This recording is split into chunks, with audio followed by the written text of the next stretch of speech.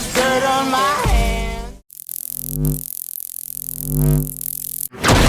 Hello YouTube, Boss Rino. Welcome to my channel. So ito try natin 10 extremely paranormal horror videos caught on cam. Ito ay sa The Darkest Secret. So humanda na kayo. Sigurado ako meron may alien to. Paborito niya alien eh. So ito try natin to bago patirahin ng iba. Extremely paranormal horror videos caught on camera. Number 10. Number 10.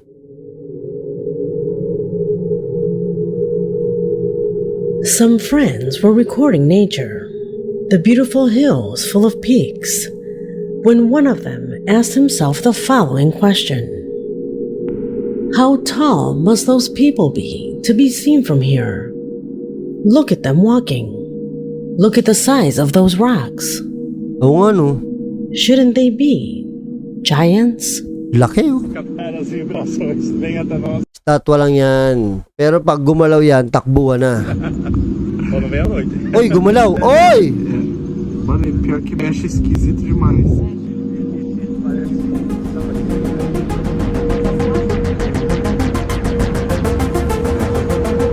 Kung ano naman yan, kung lobo naman yan, dapat galaw ng galaw yan. Nasa taas ng bundok yan eh.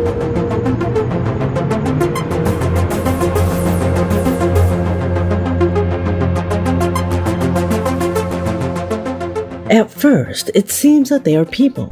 However, their impressive height makes us think that they are other types of beings. Those who recorded this footage claim that they were at least 3 meters high. Dimensions that clearly do not match those of the normal human being.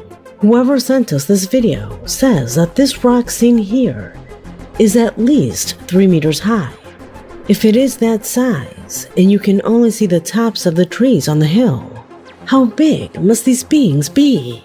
Or are we getting confused? And those are not tree crowns. Lalaki oh. Could the perspective be playing a joke on us? Or on the other hand, could they be creatures of extraterrestrial origin? Tell me what you think. Number 9.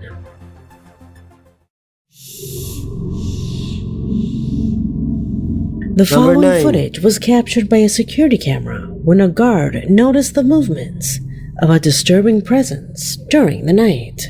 A recording that for him reveals the appearance of what he describes as a witch. Let's listen to Witch. his version of the story. Mangkukulam daw. Son las 11:11. Yo quiero que usted chequee en la pantalla, en la parte izquierda, un objeto ahí bajando. En la parte izquierda, por favor.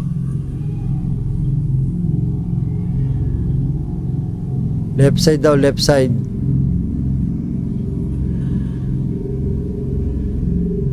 Este es el techo, ahí viene bajando el objeto, viene bajando el objeto. Uy, gago na yun. Lumilipad. Ahora usted va a chequear cómo va a salir.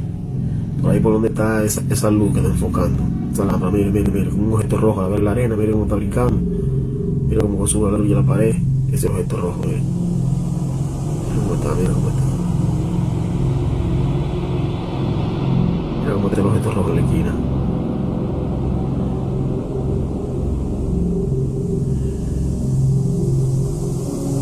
Tumatalon-talon pa yun ah. Va a salir de nuevo otra vez. Mira cómo está brincando. Mira, va Hola, yun pa. como el lavadero. Mira cómo va bajando el lavadero. Míralo ahí. Mira cómo viene ahí, mira cómo viene ahí. Ya, para mí, yo nunca he visto una bruja. Pero para mí eso es una bruja.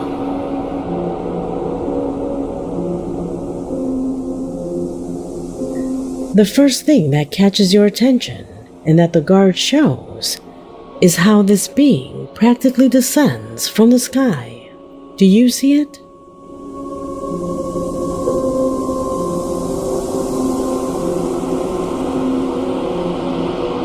Look at where it appears from. That thing is not a hot air balloon, nor a helium balloon. This thing has a sense of direction. Wow, it's not a bug on the lens either. You can see how it is covered by this building. That thing galing sa taas is eh. No? actually there.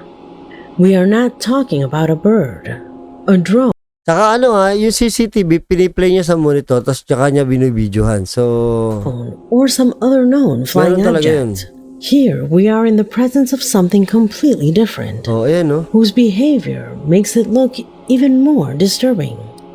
And if you look closely, it suddenly begins to make strange zigzagging movements at spectacular speeds, as if it were levitating in the middle of a ritual or something similar. Furthermore, and incredibly, at times it manages to change shape. Have you seen something like this before? Hala? Could it really be a witch? Comment below. Number 8. CCTV yun CCTV. The video that you will see below was sent from Chile by a subscriber who strongly asks us not to reveal his identity. However, in his email he relates that he works inside of a fire station and that on one occasion they were called to put out a fierce fire that had started geriatric facility. It was while they were trying to control the flames that one of their colleagues captured on video the presence of someone who should never have been there. Pay attention to see if you can identify what it is. Sunog.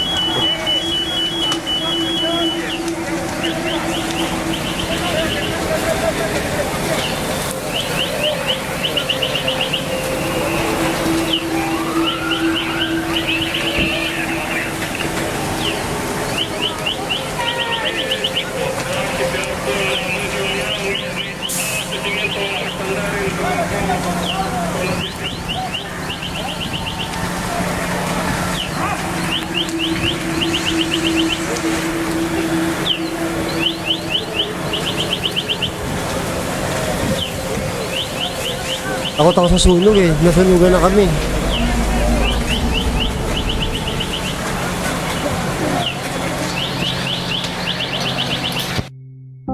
Wala akong nakita.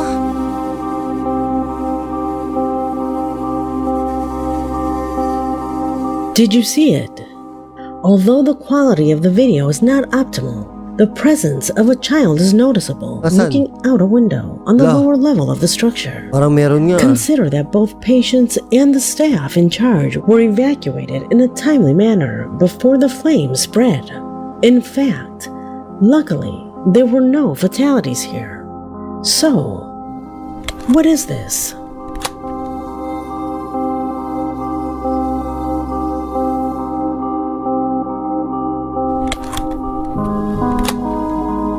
Gago, pati ba naman sa sunog may multo na ganyan?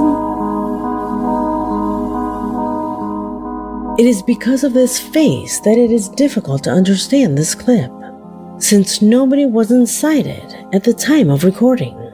So why does it appear there? Could it be some spiritual entity that had already inhabited this building before? Without a doubt, a footage that leaves a lot to think about. Number 7. Creepy nun, gagi. Baka namatay yun dyan. Yung bata. Both workers and customers of a restaurant located in the city of Portsmouth assured that what was captured one night by one of the premises security cameras would be neither more nor less than a spiritual entity that has been living with them for years.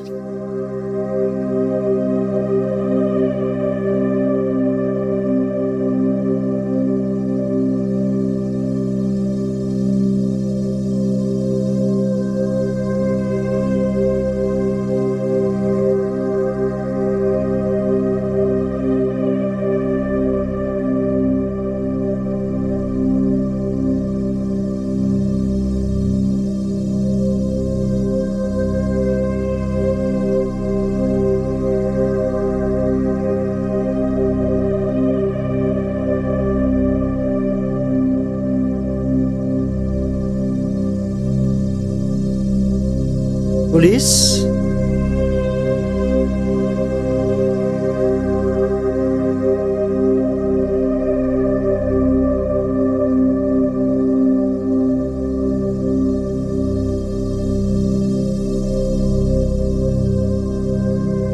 After this movement, all security measures were activated, including the presence of police personnel who searched the place looking for an alleged intruder. However, they didn't find anyone. This camera is very good quality, so it wouldn't just light up with smoke. The cameras must have determined that this could be an intruder. But without a doubt, what is inexplicable in this case... Yan yung dumaan na yun, simula daw nung dumaan yung parang usok na yun, nag-alarm daw lahat ng mga yung mga alarm dito sa restaurant. ...is given by that smoke that is captured in the image, and that no one can explain. Well, there were no fireplaces or bonfires lit, nor was there fog in the area. Tell me what you believe. Number 6. Kala ko naman gagalaw yung leon eh.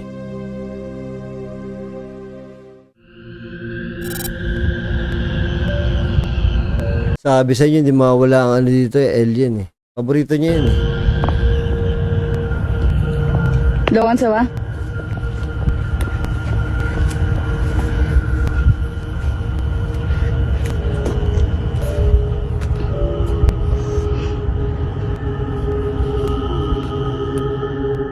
So, simply put, what explanation do you give for this?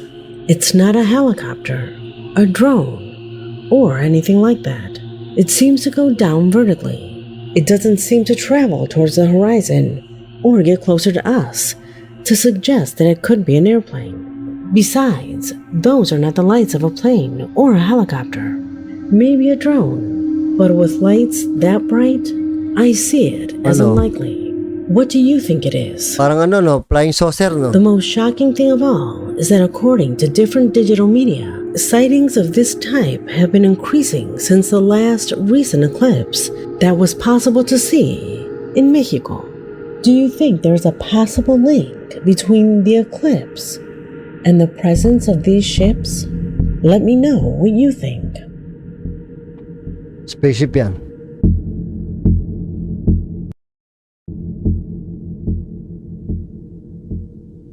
Flying saucer eh, no?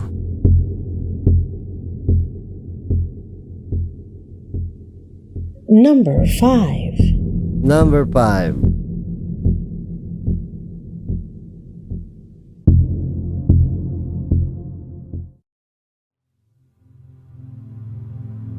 For post 5, I have decided to incorporate a section of failures in reality. Finding videos that show flaws in reality is difficult. That is why it has taken me so long to bring you one again. I have decided to incorporate a failure section from time to time in these collections, only when those videos are very good.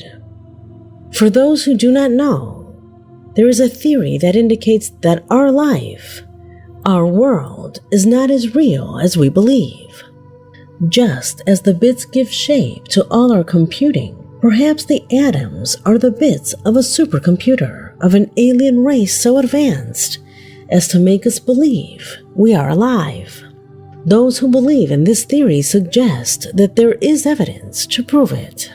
Finding this evidence is difficult, but in our series of failures in reality, we have been exploring it in detail, and this time I bring you 2 new videos that I know will blow your mind.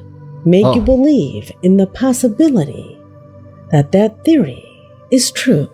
The first of these recordings come into my possession thanks to Steven Rojas, a faithful subscriber who captures something he describes as impossible while he was at a family gathering. Nako, mukhang ang haba ng introduction mukhang nakakatakot to He says that the lady you see on the screen had a bottle in her hand.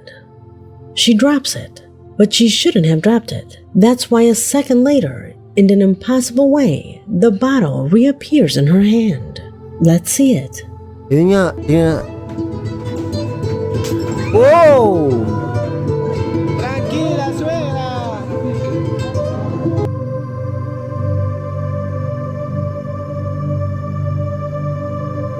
Ba't ganun? Paano nangyari yun? Nakita nyo ba? Nagets nyo? Nagets nyo ba? May hawak siyang baso, bote, nalaglag, pero nabasag, nakita natin. Pero may hawak na naman siyang bote. Tingnan nyo Oh, may bote na naman. Uy, gago na yun.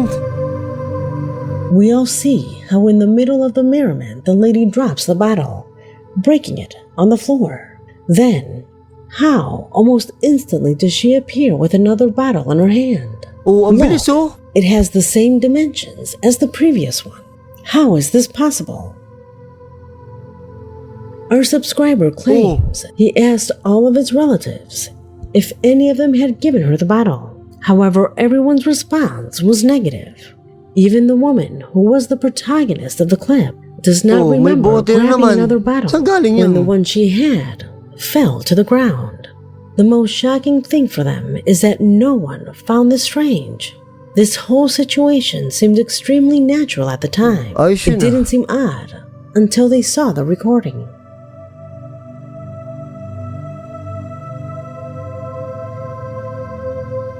Another shocking footage was seen by millions of Argentinians live who were stunned in the middle of the local classic soccer game. It was in the game between River Plate and Boca Juniors that at one point, and as incredible as it may sound, the ball seemed to experience a kind of division in a sequence that is inexplicable. Observe. Amaga Nacho, mete barco, Romero. Oh. Muy bien arquero, Nangyari? Dapat tumalsik, di ba? Tumalsik dun eh.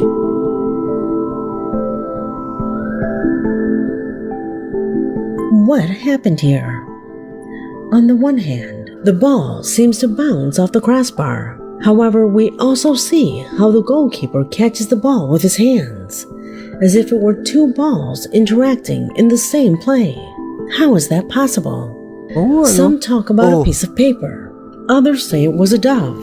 I'm leaning more towards an incredible coincidence, where right at the moment of the incident, someone throws a ball into the field. However, this event has left all football fans with a tremendous question that remains to this day. Number 4. Pero parang tatama sa bakal to eh. Ayan, dapat tatama sa bakal to eh. Paano nyo nasalo? Weird. If it is about urban explorations, the YouTube channel Urbix Hill is without a doubt one of its best exponents. In every one of his videos, Chris Hill is covering completely and without any Ito, idol to. editing the most terrifying and shocking places in the United States. On this occasion, he dared to visit an old school in a state of abandonment. As he walked through its countless hallways, he encountered strange noises and the presence of something or someone.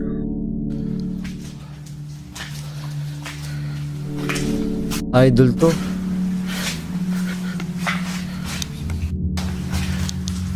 Uy! May tao. May tao. Somebody's here. He doesn't know if he encountered a homeless person, or perhaps it was another explorer. The truth is that he preferred to remain in doubt Wala, may tao. and not find out. However, contrary to what anyone might think, Chris continued exploring. As he was preparing to leave the premises, he began to hear sounds coming from one of the bathrooms, which was where he would get the biggest scare of all. Observe. Oh shit. Somebody's in there. Ako makakita ng Suddenly, ganyan, the ayawan presence niya. of what appears to be a mannequin makes him have one of the worst moments of his life. He doesn't know why it was there, or who put it there. But while exploring the place, he didn't find anything unusual. How long has the mannequin been standing there? Why does it fall just at the moment when he focuses on it? Mannequin yun eh. Oh, biglang weird. Questions that his already thousands of followers still ask. Number 3. Mannequin yun. Oh, napanood ko na yun eh. From the city of Monterrey in Mexico, Vania Vega, a regular subscriber of the channel, Attached to her email, a mysterious footage recorded by a security camera installed in the place where she works. In the image, we see a colleague of Vanya who was heading to the main entrance of the premises when a massive and heavy glass door that only the strength of a person can move did something impossible.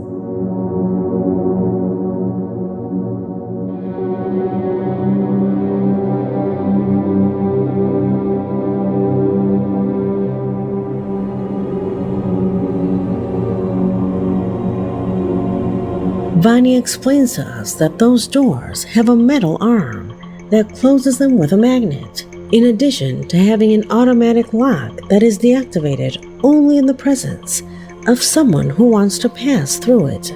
However, and as can be seen in the image, the door opens on its own, remaining open for around 5 seconds without anyone intervening, Takot as no? if an invisible bellboy was doing this man a favor.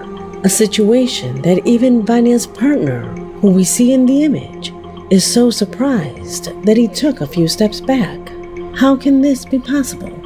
Due to how heavy the door is, the intervention of external agents such as wind, temperature, or even any degree of inclination of the entrance to the premises is immediately ruled out. Factors that at the time of recording were completely absent. Will it be linked to a paranormal event? A video that undoubtedly attracts a lot of attention. Kahit ako daw papasok dyan, Number lalabas. 2. Oh shit. Oh gago. Hospital to.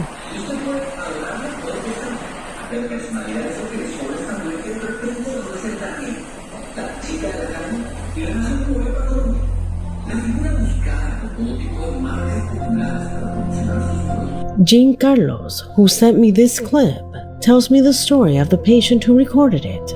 According to the patient, the person on that stretcher had been removed from there in serious condition. He remembers that he used to see the patient arranging his bed on several occasions. Apparently, he always had to maintain a sitting posture, which is why he adjusted himself by moving the device up and down. At one point, they had to take this person to intensive care due to a relapse in his symptoms. The stretcher returned without him, and after 3 or 4 hours, this movement began. I don't know if you know how these beds function, but for them to be moved, you need someone to hold down a button. Could it be a fault in the electrical system of the device? Your suspicion is correct. The patient on this stretcher passed away in namatay. Kaya kasi kailangan mong iikot yata bago umangat, diba? intensive care. Could this coincidence mean that it was a manifestation? Tell me what you believe.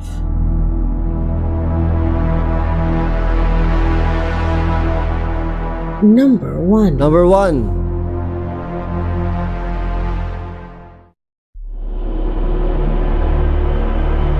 And the footage in charge of closing this video arrived in my email thanks to Martina Sivori, a faithful subscriber who from Argentina claims to have captured a dark entity in the patio of her house. A stressful situation that Martina herself is in charge of describing. Pay attention. No sé. Tengo mucho miedo. Porque encima se siguen escuchando un montón de ruido. Y se escuchan por todo el patio encima. Ay. No es algo que tipo pasó en un solo lugar. Parang may nakatayo dun. Ay, puta. Ay! ¿Qué fue eso? Nakakabahan ako, hayop.